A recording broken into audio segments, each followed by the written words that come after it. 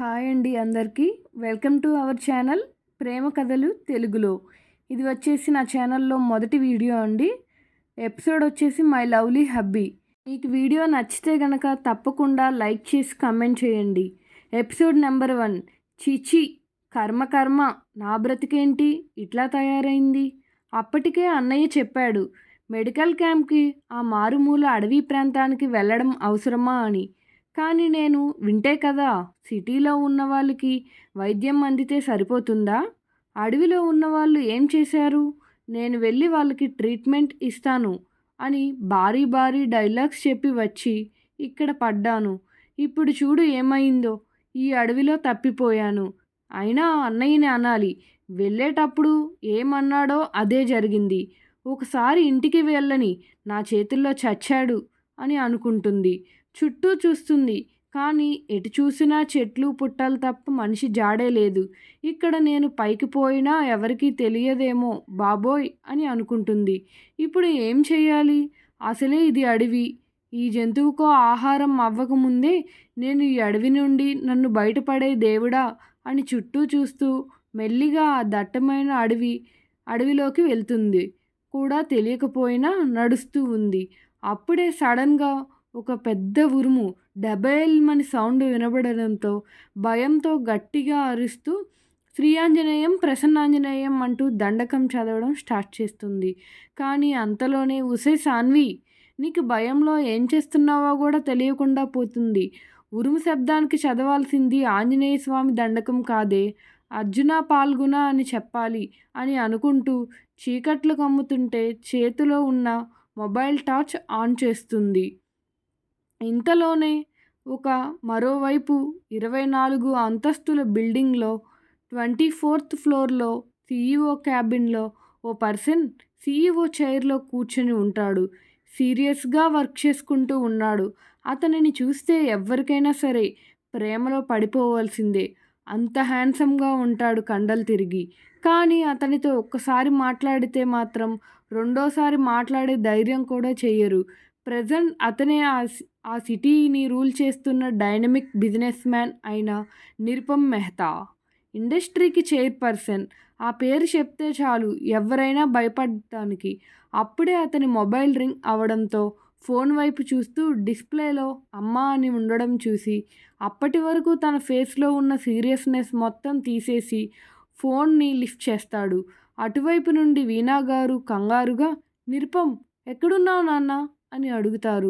దానికి నిరుపమ్, ఎక్కడ ఉంటాను మామ్, ఆఫీస్లో ఉంటాను.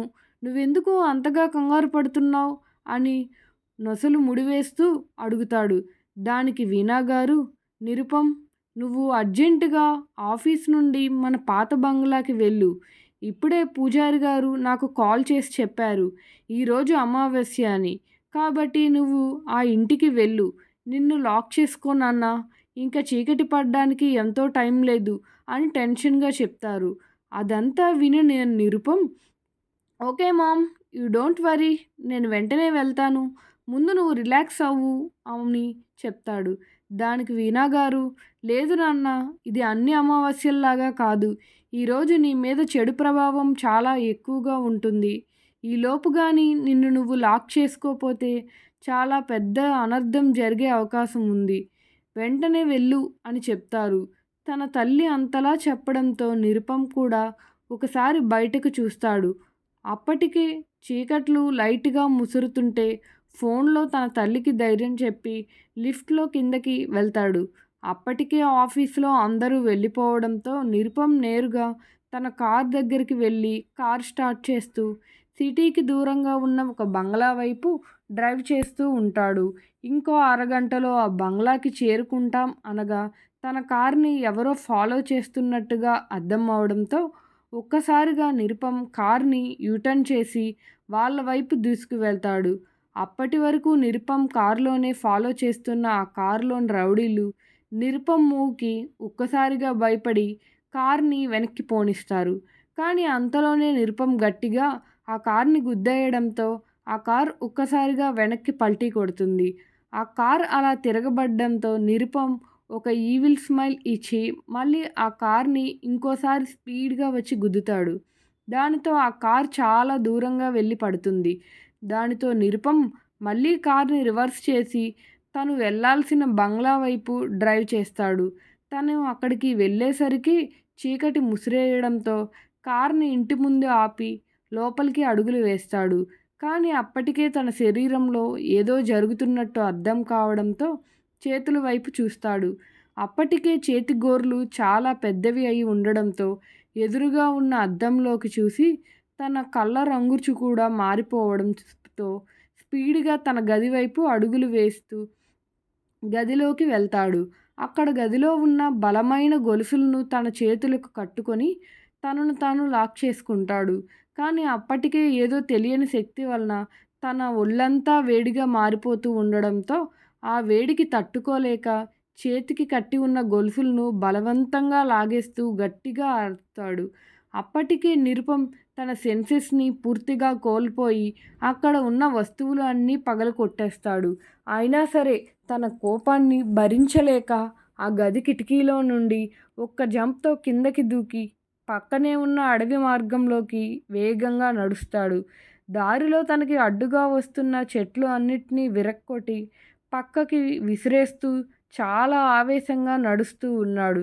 మరోవైపు అడవిలో భయం భయంగా నడుస్తున్న సాన్వి సడన్‌గా నక్క అరుపు వినిపించడంతో చేతిలో ఉన్న ఫోన్ కింద పడేస్తూ అర్జున పాల్గుణ, అర్జున పాల్గుణ అని అంటుంది. కానీ అంతలోనే ఛీ! ఇది నక్క అరుపా? దీనికే ఏం చెయ్యాలో తెలియడం లేదు. నువ్వు పెద్ద డాక్టర్‌వి అయిపోతావు అంటూ తనని తానే అనుకుంటుంది అని శ్రీయాంజనేయం ప్రసన్నాంజనేయం అనుకుంటూ ఫోన్ లైట్ అడుగులు ముందుకు వేస్తూ వెళ్తుంది. అప్పుడే ఉరుముల శబ్దం కూడా మొదలు అవ్వడంతో భయంగా ఇంకా ఎక్కువగా అయిపోగా ఏదో మొండి ధైర్యంతో ముందుకు నడుస్తూ ఉంది. అప్పుడే ఉరుముల వెలుతురులో దూరంగా ఎవరో వ్యక్తి అటువైపు తిరిగి నిలబడ్డం లైట్‌గా కనిపించడంతో ఒక్కసారిగా గుండె ఆగినంత పని అయింది. కానీ వెనక నుండి చూస్తుంటే మనిషిలాగానే కనిపిస్తుంటే కాస్త ధైర్యం తెచ్చుకొని ఎక్స్‌క్యూజ్ మీ అని పిలుస్తుంది. కానీ అవతలి వైపు నుండి ఎటువంటి రెస్పాన్స్ రాకపోయేసరికి ఒక్కొక్క అడుగు ఆ వ్యక్తి వైపు వేస్తూ ఉంటుంది. కానీ తను వేసే అడుగుల శబ్దం కన్నా తన గుండె శబ్దమే గట్టిగా వినిపిస్తుంటే అనవసరంగా ఆ దెయ్యాలు జాంబీలు సినిమాలు చూశాను. ఇప్పుడు అన్నీ మిక్సీలో వేసినట్టు అందరి ఫేసులు ఒకేసారి గుర్తొస్తున్నాయి అనుకుంటూ దానితో ఇంకా భయం ఎక్కువైపోగా ఒక్క క్షణం తను వేస్తున్న అడుగులు ఆపేస్తుంది. కానీ ఇప్పుడు తనకి వేరే ఆప్షన్ లేకపోవడంతో మళ్ళీ గట్టిగా ఊపిరి పీల్చుకొని ఆ వ్యక్తి భుజం మీద చెయ్యి వేసి హలో అని అంటుంది. దానితో అప్పటి వరకు ఏదో లోకంలో ఉన్న నిరుపం ఒక్కసారిగా వెనక్కి తిరిగాడు.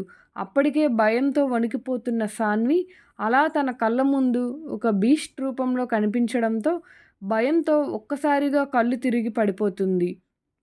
అలా కళ్ళు తిరిగి పడిపోయిన సాన్వి తన్ను పట్టుకున్నప్పుడే మెల్లిగా ఈ లోకంలో వస్తున్న నిరుపం సాన్వి అరుపుకి పూర్తిగా సెన్సెస్లోకి వచ్చి తన ముందు నేల మీద స్పృహ తప్పిపోయిన ఒక అమ్మాయిని చూసి చుట్టూ అయోమయంగా చూస్తూ ఉంటాడు.